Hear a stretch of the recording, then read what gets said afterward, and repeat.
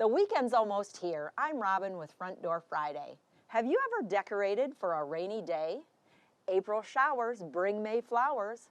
So grab your umbrella, rain boots, and imagination. This front door makeover's going to be fun.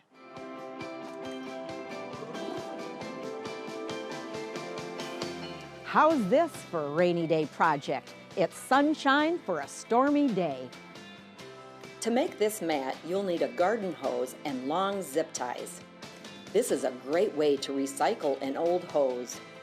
I've chosen black zip ties to contrast with the green hose.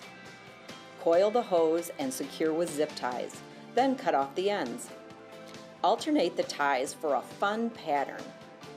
This project has lots of possibilities. Try a black hose with bright yellow or pink zip ties. And of course, your mat is waterproof. Just hose it off to clean it.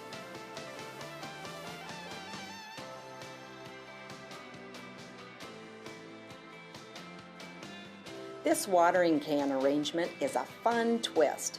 Secure light blue tulle to flow out of the spout. Hot glue faux flowers down the tulle and add fairy lights. Hang it on a post or beside the door as a focal point.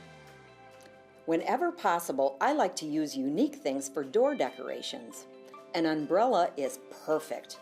Fill a hook-handled umbrella with faux flowers and tie with a ribbon. That's all it takes. This makes a great gift as well.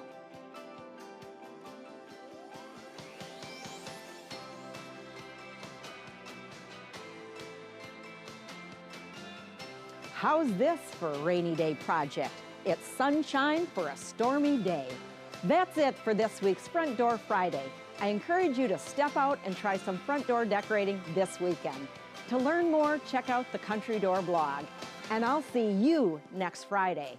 Happy decorating and God bless.